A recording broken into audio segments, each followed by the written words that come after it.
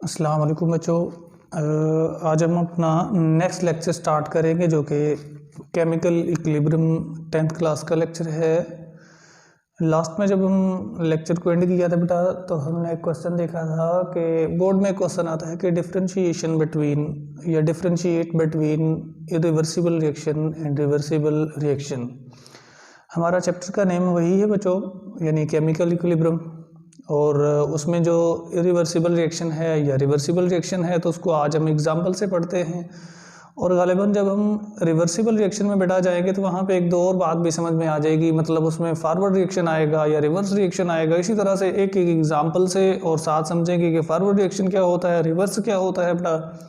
फिर से हम ये भी पढ़ेंगे कि रिवर्सिबल क्या होता है, इरिवर्सिबल क्या होता है, और शायद फिर इंशाअल्लाह ताला हम बेटा हम जो है वो केमिकल इक्विलिब्रियम जो हमारा चैप्टर का नेम था उसकी डेफिनेशन को भी पहुंच सकेंगे बच्चों। तो एक मरतबा फिर से मैं नाम लिख रहा हूँ इसी चैप्टर का नाम है जी केमिकल इक्विलिब्रियम।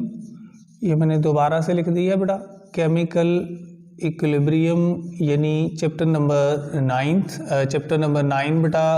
और 10th की केमिस्ट्री का वही चैप्टर नंबर 1 होगा जी, केमिकल इक्विलिब्रियम। तो इसकी डेफिनेशन तक जाने से पहले हमारा लास्ट पे शॉर्ट क्वेश्चन ये था कि डिफरेंशिएट बिटवीन, मैंने शॉर्ट फॉर्म में लिखा बेटा reversible reaction, differentiate between reversible reaction and irreversible reaction. ये हमारा क्वेश्चन है और ये बार दफ़ा बेटा बोर्ड में आ चुका है, बल्कि 12 मरतबा बोर्ड के बेटा क्वेश्चन पेपर में क्वेश्चन ऐसे आ चुका है कि differentiate between reversible reaction and irreversible reaction. तो let us start with the definition of बेटा reversible reaction and irreversible reaction. तो ज़रा समझते हैं बच्चों कि रिवर्सिबल रिएक्शन क्या होते हैं और इरिवर्सिबल रिएक्शन क्या होते हैं। तो इनको समझने के लिए मैं यहाँ पे आपके सामने पहले से ही बेटा दो एग्जांपल्स यानी दो केमिकल इक्वेशन लिख रहा हूँ, जहाँ से पहचान हो पाए हमें कि ये रिवर्सिबल है और ये इरिवर्सिबल है। जैसे कि अगर मैं बेटा किसी क्लोज सिस्टम में H2 यानी हाइड्रोजन को आयोडीन से मिलाता हो, तो क्लोज सिस्टम में आप क्या देखोगे बेटा कि एक मरतबा ये आपस में मिलके 2HI बना देंगे। पिछले लेक्चर में हम पढ़ चुके हैं बेटा कि रिएक्टेंट हमेशा लेफ्ट साइड पे होते हैं और प्रोडक्ट हमेशा राइट साइड पे होते हैं, मतलब ये वाले रिएक्टेंट हैं और ये वाले प्रोडक्ट हैं। चलो एक और एग्जांपल, जैसे कि PCl3 को अगर बेटा Cl2 से मिला दिया जाए, रिएक्शन उसी तरह से क्लोज सिस्टम में हो तो PCl5 बन जाता है, मतलब फास्फोरस पेंटाक्लोराइड बन जाएगा। और इसी तरह से अगर कैल्शियम कार्बोनेट को बेटा हीट कर दिया जाए ओपन सिस्टम में, मतलब किसी खुले सिस्टम में, तो ये कैल्शियम ऑक्साइड बना देगा और CO2 बना देगा। कार्बन डाइऑक्साइड जो है बेटा ये खारिज हो जाएगा, यानी इवॉल्व आउट हो जाएगा, निकल जाएगा सिस्टम से। और एक और एग्जांपल, अगर मैं H2 को बेटा O2 से मिला देता हूँ तो ये कंडेंस होकर आपस में H2O बना देगा।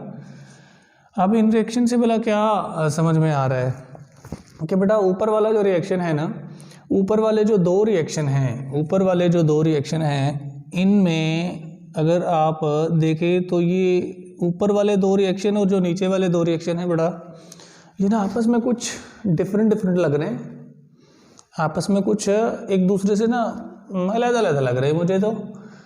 यानी ऊपर वाले रिएक्शन का कुछ रिप्रेजेंटेशन, उसका जो बेटा यानी उसको इजहार करने का तरीक़ेकार है वो कुछ और है। जैसे हर किसी का बेटा इजहार करने का तरीका मुख्तलिफ होता है, तो यहाँ पे भी ऊपर वाले दोनों रिएक्शंस का इजहार करने का तरीका अपना है। यानी अपना तरीका कैसे है भाई, वो ऊपर वाला रिएक्शन कहता है सब के आगे भी जा सकता हूँ, पीछे भी आ सकता हूँ, आगे भी जा सकता हूँ, पीछे भी आ सकता हूँ। लेकिन नीचे वाले रिएक्शन जो है ये तो कहते हैं सब एक ही मरतबा आगे जाएंगे, वापस आने के लिए हमारे पास टाइम ही नहीं है, चले गए तो वापस नहीं आएंगे। ऊपर कहता है चलो सब अगर चले गए तो वापस भी आ जाएंगे। यानी बेटा कि अगर आप इसकी रिप्रेजेंटेशन को देखें, रिप्रेजेंटेशन का मतलब इनका इजहार देखे, ये जो सेंटर में रिएक्टेंट और प्रोडक्ट के लगा हुआ है आपको डबल एरो दिख रहा है, इसका मतलब क्या है कि ऊपर वाला एरो कहता है कि रिएक्शन आगे जा रहा है बेटा, और नीचे वाला एरो कहता है कि रिएक्शन पीछे आ रहा है। ऐसे यहाँ पे देखो बेटा, तो बिल्कुल सेम ऐसे ही है कि ये वाला रिएक्शन हमें कह रहा है कि साहब ये आगे भी जाता है और पीछे भी आता है, लेकिन यहाँ पे नहीं साहब, यहाँ पे ऐसे नहीं है, यहाँ पे सिर्फ आगे जाएगा, पीछे वाला रिएक्शन नहीं होगा, क्योंकि ये वाला रिएक्शन हमने ओपन सिस्टम में करवाया है। अब ये ओपन सिस्टम और क्लोज सिस्टम का चक्कर भी समझ में आएगा भाई। अच्छा, और ये वाला रिएक्शन कहता है कि साहब एक ही तरफ आगे जाऊँगा, पीछे नहीं आऊँगा। तो पता क्या चला, पता ये चला कि ऊपर वाले दो ऐसे रिएक्शन हमने लिखे हैं भाई जो आगे भी चलते हैं पीछे भी चलते हैं, और नीचे वाला ऐसा रिएक्शन है जो आगे जाता है पीछे नहीं आता। पीछे ना आने का मतलब है बेटा रिवर्स नहीं होता, और जब रिवर्स नहीं होगा बेटा तो वो इरिवर्सिबल होगा। और बच्चों जो रिवर्स हो जाए वो रिवर्सिबल होता है। जैसा कि ऊपर वाले दो रिएक्शन है तो वो रिवर्स चूंकि हो रहे हैं तो वो रिवर्सिबल रिएक्शन है, और नीचे वाले दो रिएक्शन इरिवर्सिबल रिएक्शन है। मतलब क्या हुआ कि ऊपर वाले दोनों रिएक्शन में जब एक मर्तबा से बेटा प्रोडक्ट बन जाती है तो ये प्रोडक्ट फिर से रिएक्टेंट्स में बदल सकती है बेटा, लेकिन इस रिएक्शन में जब एक मर्तबा प्रोडक्ट बन जाएगी तो ये एरो कहता है साहब ये वापस नहीं आएगा, मतलब यहाँ पे प्रोडक्ट दोबारा से रिएक्टेंट में नहीं आ सकता बेटा। तो बच्चों याद रखो कि ऐसा रिएक्शन जिसमें जो प्रोडक्ट्स हैं वो दोबारा से वापस बेटे रिएक्टेंट्स में बदल जाएं, ऐसा रिएक्शन जो होता है वो रिवर्सिबल होता है, मतलब रिवर्स हो जाता है, वापस बैक चला जाता है। एक मर्तबा आगे गया, और आगे जाने का मतलब क्या होता है कि एक मर्तबा प्रोडक्ट्स की ओर जाता है और बेटा रिवर्स होकर के रिएक्टेंट्स की ओर फिर से लौट आता है, तो ऐसा रिएक्शन रिवर्सिबल होता है। तो डेफिनेशन में क्या लिखेंगे बेटा कि द रिएक्शन इन विच, हम लिखेंगे द रिएक्शन इन विच, ऐसा रिएक्शन बेटा जिसमें क्या होता है, जिसमें होता है कि products can change into reactant, जिसमें बेटा प्रोडक्ट रिएक्टेंट में बदल सकते हैं, ऐसा रिएक्शन जो है वो रिवर्सिबल रिएक्शन होता है बेटा। तो इसकी एग्जांपल में क्या लिखोगे, इसकी एग्जांपल में बेटा ये वाली एग्जांपल है, इसकी एग्जांपल में बेटा ये वाली एग्जांपल है, यानी ये दोनों एग्जांपल रिवर्सिबल रिएक्शन की हैं क्योंकि इसमें प्रोडक्ट दोबारा से रिएक्टेंट्स में आ रहे हैं। सही हो गया, समझ में आ गया बेटा सबको। और अब इरिवर्सिबल रिएक्शन में इस इरिवर्सिबल का, इस इर का मतलब समझ लो कि साहब नहीं हो सकता। क्या नहीं हो सकता, रिवर्स नहीं हो सकता भाई, रिवर्स नहीं हो सकता मतलब वापस नहीं आ सकता। इतना पक्का है बेटा, जब एक मरतबा चला जाएगा तो वापस नहीं आएगा कभी, और लौट के कभी नहीं आएगा भाई। और जब लौट के नहीं आएगा तो रिवर्सिबल हुआ ना, एक मरतबा चला गया दोबारा से नहीं लौट के आएगा। तो सब ऐसा रिएक्शन क्या डिफाइन करोगे आप, क्या लिखोगे, अब लिखोगे बेटा कि द रिएक्शन, ऐसा रिएक्शन, कौन सा रिएक्शन, इन विच, जिसमें बेटा, जिसमें प्रोडक्ट्स कैन नॉट, नहीं हो सकते बेटा, कैन नॉट चेंज, नहीं बदल सकते, इनटू, किस में, दोबारा से बेटा रिएक्टेंट्स में। ऐसा रिएक्शन क्या होता है भाई, ऐसा रिएक्शन होता है बेटा इरिवर्सिबल रिएक्शन, क्योंकि ये वापस तो नहीं आ सकता ना। अगर तो ये वापस आ जाता तो हम कहते ये रिवर्सिबल है भाई, वो वापस लौट आया, तो वापस नहीं लौटेगा तो इरिवर्सिबल हो जाएगा। मतलब एक मरतबा रिएक्शन बेटा टेक्स प्लेस हो गया तो दोबारा से वापस वो प्रोडक्ट्स जो हैं वो बदल करके फिर से रिएक्टेंट्स नहीं बना पाते। अच्छा, इसकी एग्जाम्पल चैप्टर नंबर 1 के अंदर 10th की केमिस्ट्री में बेटा एक ही एग्जाम्पल है, H2O2 और मिल करके 2H2O। बाज़ दफ़ा MCQ में पूछा जाता है बेटा, एक MCQ आता होता है कि which one of the following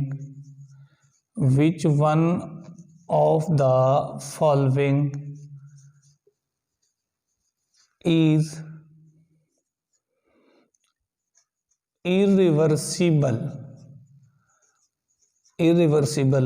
और फर्ज करें ए पे दिया हुआ है बेटा PCl3 + Cl2 और वहाँ पे उसने इंडिकेट बेटा ऐसे किया हुआ होता है, मतलब रिप्रेजेंटेशन में उसने डबल एरो नहीं दिया हुआ होता, खुद से आपको सोचना होता है कि कौन सा रिएक्शन रिवर्स हो सकता है। बी पे दे रखा है H2 प्लस I2 और 2HI। सी ऑप्शन पे दे रखा है CaCO3 और CaO प्लस CO2, और डी पे दे रखा है H2 प्लस O2 और 2H2O। तो अब यहाँ से कैसे पता चलेगा कि which one of the following reaction में बी इरिवर्सिबल नेचर, जो वापस नहीं लौट करके आ सकता, जो नहीं लौटेगा वापस। तो बेटा इसमें ना इस रिएक्शन के लौट आने की बिल्कुल कोई चांस नहीं होते। इसको अगर इसको हीट करोगे तो ये दोबारा से आपको हाइड्रोजन और ऑक्सीजन में नहीं बदलेगा, यानी कोई फिजिकल मेथड लगा करके ये इसी तरह से अगर इसको क्लोज कर दिया जाए सिस्टम को, तब भी ये वापस लौट करके रिएक्टेंट्स में इनमें कम से कम नहीं आएगा। तो आप अपना इसको टिक करोगे, मतलब ऑप्शन डी जो है वो हमारा जो है वो करेक्ट आंसर होगा। अच्छा बेटा, जो रिवर्सिबल रिएक्शन है उसमें जब हम रिएक्शन को इंडिकेट करते हैं तो एक मर्तबा हम देखते हैं कि रिएक्शन रिएक्टेंट से बेटा प्रोडक्ट्स की ओर जा रहा होता है, और एक मर्तबा प्रोडक्ट से रिएक्टेंट्स की ओर आ रहा होता है। अच्छा, अब जब प्रोडक्ट से रिएक्टेंट्स की ओर आता है और रिएक्टेंट से प्रोडक्ट्स की ओर जाता है, पी का मतलब बेटा प्रोडक्ट है समझ लो, और आर का मतलब रिएक्टेंट है। पी का मतलब प्रोडक्ट है और आर का मतलब रिएक्टेंट है। तो अब अगर रिएक्शन बेटा रिएक्टेंट से प्रोडक्ट्स की ओर जाता है ना, तो हम इसको एक और नाम देते हैं, क्योंकि अब हमारे पास प्रोडक्ट्स बन रही हैं। रिएक्टेंट से प्रोडक्ट्स की ओर जा रहा है तो हम एक और नाम देते हैं बेटा, और जब प्रोडक्ट से रिएक्टेंट्स की ओर आता है तो तब हम एक और नाम देते हैं। क्या नाम देते हैं बेटा? याद रखें कि जब रिएक्शन बेटा रिएक्टेंट से प्रोडक्ट्स की ओर जा रहा होता है तो हम उसको बेटा नाम देते हैं, हम उसको कहते हैं कि it is a forward reaction. हम उसको बेटा फॉरवर्ड रिएक्शन कहते हैं। और जब कभी रिएक्शन वापस लौट आए, जब कभी वापस लौट आए रिएक्शन, तो हम उसको कहते हैं साहब ये तो रिवर्स हो गया और ये वाला रिवर्स रिएक्शन है। पता क्या चला कि रिवर्सिबल रिएक्शन के अंदर भी आगे दो तरह के रिएक्शन हमने बेटा उसको तोड़ करके बना रखे हैं, एक फॉरवर्ड और दूसरा रिएक्शन, फॉरवर्ड रिएक्शन बेटा और दूसरा रिवर्स रिएक्शन। जैसे कि अगर H2 वाले की बात की जाए, I2 से मिलाया था एक मर्तबा तो बेटा 2HI बन गया, यानी रिएक्टेंट से रिएक्शन चला गया प्रोडक्ट्स की ओर, तो हमने क्या कहा कि ये वाला रिएक्शन जो है ये फॉरवर्ड है क्योंकि आगे की ओर जा रहा है। अच्छा, केमिस्ट्री में बेटा रिएक्शन आगे की ओर जाने का मतलब ये होता है भाई कि रिएक्शन रिएक्टेंट से प्रोडक्ट्स की ओर जा रहा है, और अब दोबारा से जब ये 2HI टूट के फिर I2 में और H2 में मतलब बेटा रिएक्टेंट्स में चला जाएगा, तो हम कहेंगे रिएक्शन बेटा वापस लौट आया है, और वापस लौट आने का मतलब रिएक्शन रिवर्स हो गया है। यानी इन दोनों में ऊपर वाली एग्जांपल बेटा फॉरवर्ड रिएक्शन की है और नीचे वाली एग्जांपल बेटा रिवर्स रिएक्शन की है, क्योंकि यहाँ पे प्रोडक्ट से रिएक्टेंट्स की ओर आ रहा है। लेकिन साहब अगर हम डिफाइन करना चाहें कि फॉरवर्ड रिएक्शन क्या होता है बेटा और रिवर्स रिएक्शन क्या होता है, तो हम डेफिनेशन में लिखेंगे, हम डेफिनेशन में लिखेंगे बेटा कि ऐसा रिएक्शन, अगर फॉरवर्ड की बात करें, फॉरवर्ड रिएक्शन की बात करें, तो हम क्या कहेंगे? हम बोलेंगे कि ऐसा रिएक्शन जिसमें रिएक्टेंट प्रोडक्ट में बदलते हैं, ऐसा रिएक्शन जिसमें रिएक्टेंट प्रोडक्ट में बदलते हैं बेटा फॉरवर्ड रिएक्शन होता है। यानी द रिएक्शन, ऐसा रिएक्शन इन विच, जिसमें क्या होता है भला, reactant react to form, react करके बनाते हैं बेटा, क्या बनाते हैं? प्रोडक्ट बना दें। ऐसा रिएक्शन जिसमें रिएक्टेंट्स आपस में मिल करके बच्चों प्रोडक्ट्स बना दें। और एग्जांपल ये ऊपर वाली, यानी मैं फिर से लिख रहा हूँ बेटा H2 और I2। अब डबल एरो नहीं लगाना बेटा, क्योंकि आप सिर्फ फॉरवर्ड रिएक्शन को शो कर रहे हैं, ठीक है जी। और रिवर्स रिएक्शन के लिए क्या लिखोगे बच्चों? रिवर्स रिएक्शन के लिए हम लिखेंगे कि ऐसा रिएक्शन जिसमें बेटा प्रोडक्ट्स रिएक्टेंट्स में आते हैं, ऐसा रिएक्शन यानी द रिएक्शन ऐसा रिएक्शन बेटा इन विच जिसमें प्रोडक्ट जो है, जिसमें बेटा product recombine to form, recombine दोबारा से कंबाइन होता है, एंड फॉर्म और बनाता है, क्या बनाता है भाई, रिएक्टेंट बना देता है, और रिएक्टेंट बना देता है। ऐसा रिएक्शन जो है बच्चों वो रिवर्स रिएक्शन होता है, क्योंकि इसमें जो है क्या कहते हैं बेटा, प्रोडक्ट दोबारा से रिएक्टेंट में बदल जाते हैं। अच्छा, अब अगर इसकी एग्जांपल की बात करें तो हम क्या लिखेंगे, हम वही लिखेंगे बेटा 2HI, चूँकि हमारे पास प्रोडक्ट बना था और ये दोबारा से चेंज हो जाएगा I2 में यानी रिएक्टेंट में, और H2 भी रिएक्टेंट में। अच्छा, जैसे कि मैंने आपको बेटा एक MCQ बताया, इसी तरह से एक और MCQ आता है, और ये MCQ भी बड़ा अहमियत का हामिल है। मैं यहाँ पे लिख रहा हूँ, इस MCQ में याद रखिएगा बेटा कि ये आयोडीन जो हमने रिएक्शन में बार बार इस्तेमाल किया है, I2 ये पर्पल कलर का होता है। ये बेटा I2 जो है बेटा ये पर्पल कलर का होता है, और H2 जो नीचे हमने इस्तेमाल कर रखा है, मतलब हाइड्रोजन, इसका कोई कलर नहीं है, ये कलरलेस होता है। और जब HI बनता है यानी हाइड्रोजन आयोडाइड बनता है तो बेटा ये भी कलरलेस होता है, इसका भी कोई कलर नहीं होता। तो कभी कभी ना MCQ में आ जाता है कि जो बेटा कलर पूछ लिया जाता है, मतलब कि आयोडीन का कलर पूछ लिया जाता है I2 का, या इसी तरह से H2 का कलर पूछ लिया जाता है, तो आपने बताना है कि H2 कलरलेस होता है, HI भी कलरलेस होता है, और I2 पर्पल कलर का है। तो जब हाइड्रोजन आयोडीन से रिएक्ट करता है बेटा HI बन जाता है, और HI बन जाने के कारण HI बन जाने से जो कलर होता है बेटा आयोडीन का वो गायब हो जाता है। अच्छा, ये क्यों गायब होता है, अगर इसका आंसर अगर आप मांगना चाहते हैं तो उठाएं बेटा केमिस्ट्री 9th की, और उसके पहले ही चैप्टर में मिक्सचर और कंपाउंड की डिफ्रेंशिएशन में एक मरतबा ध्यान से पढ़ लें, आपको पता चल जाएगा कि HI का कलर क्यों गायब हो जाता है। तो आज का हमारा लेक्चर बेटा यहाँ तक एंड होता है। नेक्स्ट जब हम मिलेंगे तो इंशाल्लाह ताला इन तमाम चीज़ों को आपने जहन में रखना है, एक मरतबा लिख लें, दोहरा लें बेटा, इसको नोट कर लें, फॉरवर्ड रिएक्शन, रिवर्स रिएक्शन, और इधर रिवर्सिबल और इरिवर्सिबल रिएक्शन, क्योंकि हम इन दोनों को इस्तेमाल करके, फॉरवर्ड रिएक्शन को और रिवर्स रिएक्शन को इस्तेमाल करके बेटा हम केमिकल इक्विलिब्रियम की डेफिनेशन पढ़ने वाले हैं। तो नेक्स्ट लेक्चर में फिर से बेटा हम इसकी डेफिनेशन को डिस्कस करेंगे इंशाल्लाह ताला। बेटा आज के लिए इतना ही था बेटा।